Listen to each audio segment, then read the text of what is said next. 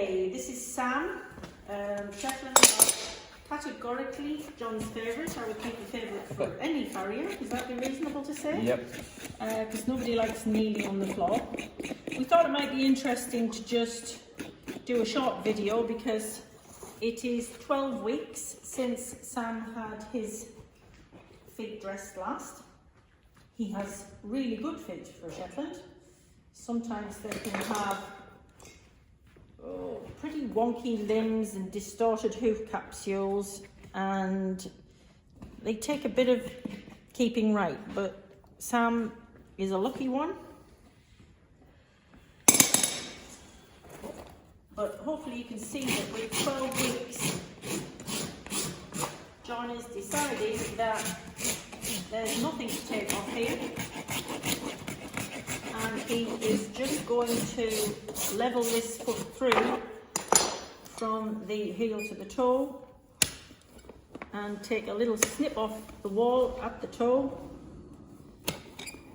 and hopefully Sean, who's filming, will be able to get a picture of a comparison between this one and the one that hasn't had anything done, so that you can see that, yeah, everybody, the books will tell you every 4 to 6 weeks. We've had an awful lot of wet weather here, and the land is quite silty, and they also have periods on concrete yards, so you could definitely say that they're looking after their own feet, or certainly Sam is. It might be interesting to compare to some of the others after 12 weeks. And of course it's winter time, and feet grow more slowly in the winter time anyway.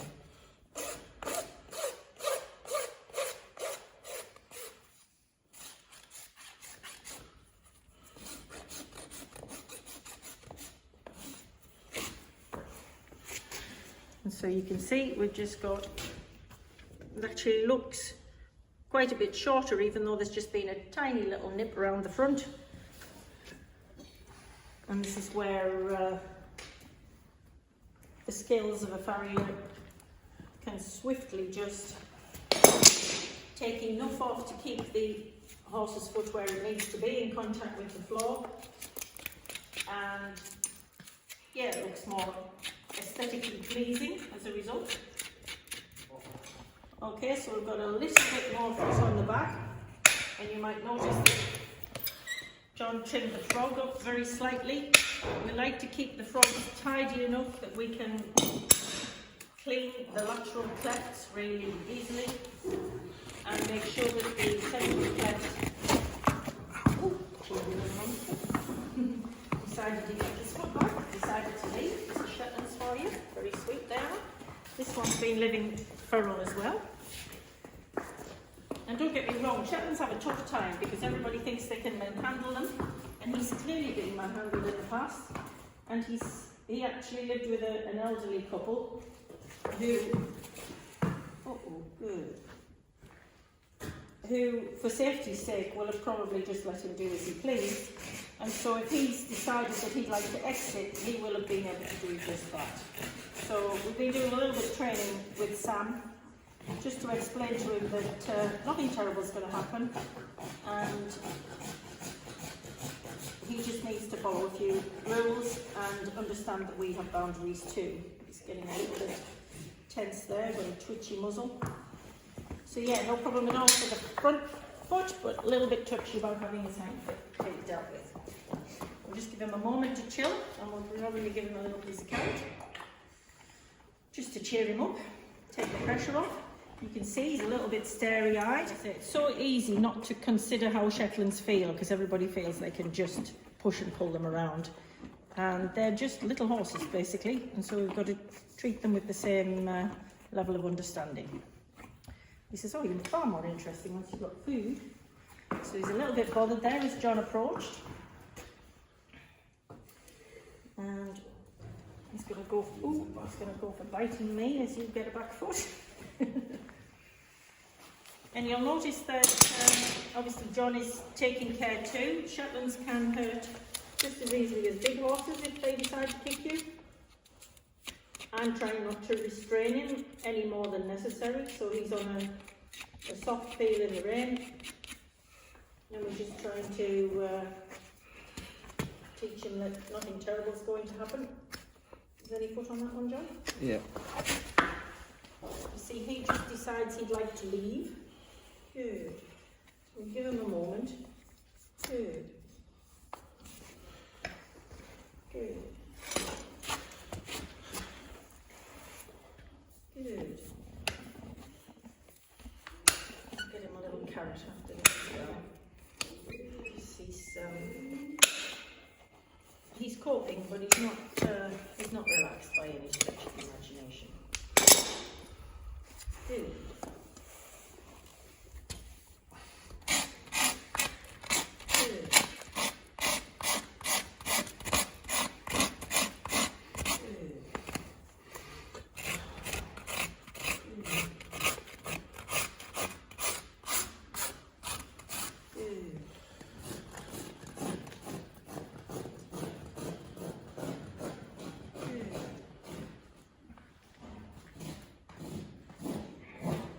Take a look at the camera.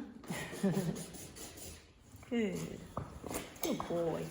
I'm just going to let him move a little bit because being restrained bothers him a little bit. You can see he's a little bit anxious looking. Get a carrot from, oh thank you.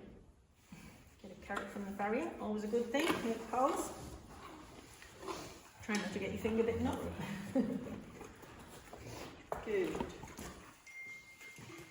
Last one. You can see he's the same. He's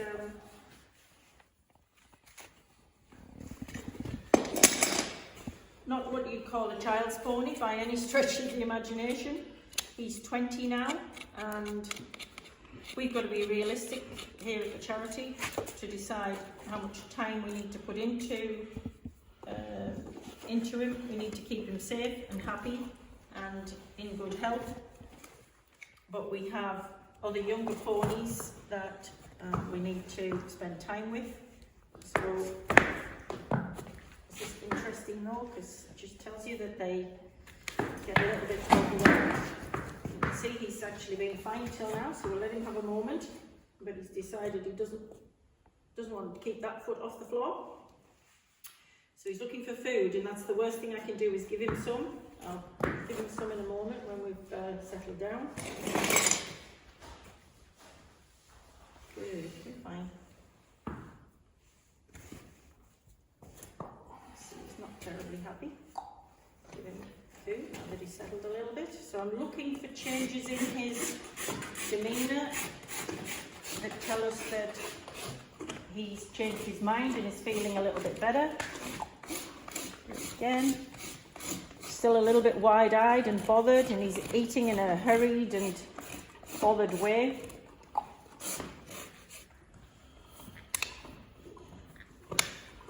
Good. So I guess it was quite interesting to see that all can be going really well, and then you get a little surprise that you weren't expecting. Good. Good.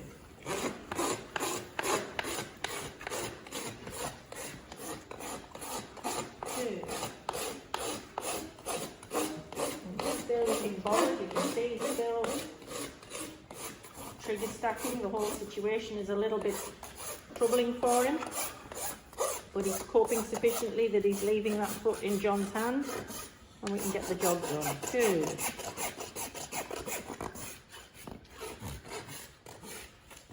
Super. You're a clever boy. You're a clever boy for a little monkey. Yes, you are. Good boy. I wasn't expecting that, actually. Were you? No. Just shows you, doesn't it? Because I knew he was bothered, no doubt about it. But I wasn't expecting him to do that. Good, good, good.